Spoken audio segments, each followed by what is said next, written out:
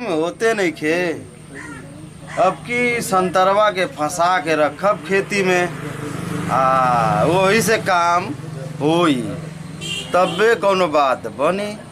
नहीं ते तरह मजा ना आई कोनो खेती में। जितना करो उतना लगाओ, इससे बढ़िया खरीद के ना खा ला साले के। क्या करता रे भाई? चल छोड़ बात सोचो। हाँ चल चलल जा। चलो चल के अलग अलग बोआई कुछ जोताई होई। अलग अलग बुआई औरी का तो से सफरबे ना करी। हाँ तो का होई? चल अलग अलग जोताई बोआई होई। चल खेते में चल। चल चल खेते में चल। चल ये खेती तो बैल है, आपका चाहिए। हाय ये खेती। हाँ हाय उठू। अरे तोरे अखियों में बेना ना घुसल ह? ये ना घुसल हाई जो का बोले हमें लौकत हो। हाँ आई एक नंबर का खेती भइल ह। हाय ऐसा जी ये पर मरत हमें दुनिया खेती हो। आई एक नंबर का खेती है। का चाहिए? कितना तरी दे, पैसा आई। दे, सब कुछ दे।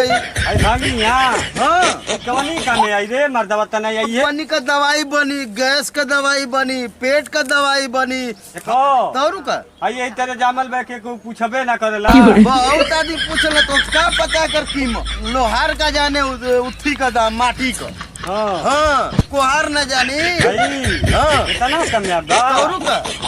यही से कहता ले का तू की बढ़िया बोले भाई। हाँ देख तो यहाँ से सच्ची वहाँ बात। तक ले है कुल है। मैं है देख तो कितना सोफियाना में एकदम इतना इतना निम्मन बनोले है कि देख तो कैसे उगोले है। फल उठी डाके दवाई ववाई आई देख तो है गठिया ललिया के उदय सिंह के भट्टा पर झरिया लिया के डाल रही है। मैं अच्छा बा ना सजी रे मर्दवा तना ही चतना में। हाई हां नी हाँ दवाई बनेला, बहुत इम्पोर्टेंट दवाई बनेला है। हट गुलबत के नानी भाई हो। अरे ई जानवर के चढ़ेला? के चढ़ेला? ई भोलेनाथ के चढ़ेला। शंकर भगवान के चढ़ेला। हाँ, तो का जाने तू?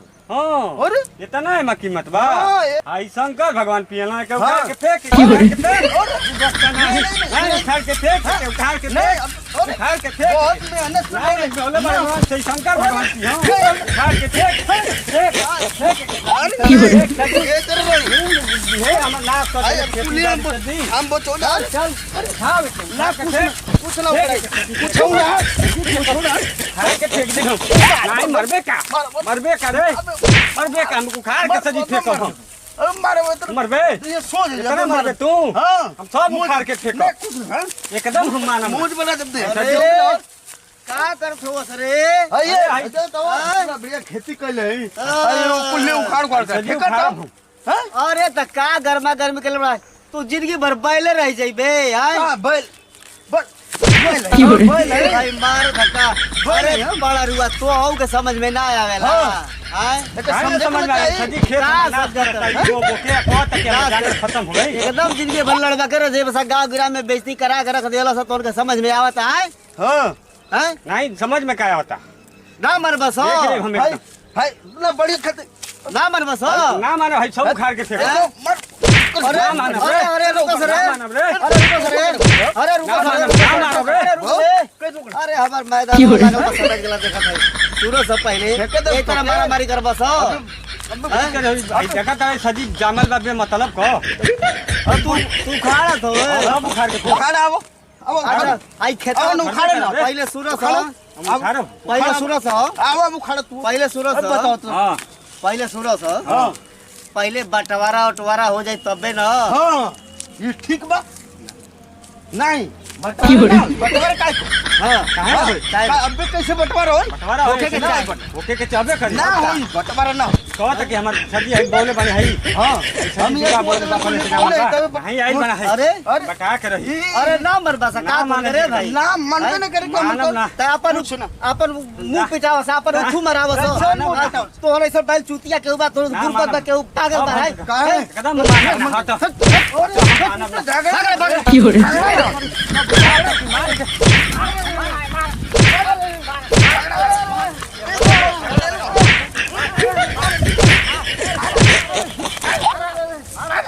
बड़ी मार मरला सरे दादा नाजिल हिला के। हाय हाय हाय हाय हाय भैया ये कॉमेडी में जितना गलती भइल हुई ओके माफ़ करिया जा। हम यही से कहतानी कि ना समझ में होई ओके समझ के रहिया जा। भैया ऐसा न कि मिल मिला के रहे के चाहिए। हम ना जानते रहनी हैं, हम भाई के भरोसे रहनी हैं। भाई भाई में तरह विवाद ना करे के चाहिए। हाथ जोड़ के निवेदन करते हैं किसी के ऊपर भरोसा ना करे के चाहिए, सबके काम करे के चाहिए, मिल मिला के रहे के चाहिए। हाँ भैया, ये कॉमेडी जौन देखौली है जा, इनमें जौन भी गलती हुई रंगवा सबे क्षमा कर दे। झूठ सच बोलहूँ के ना चाहिए।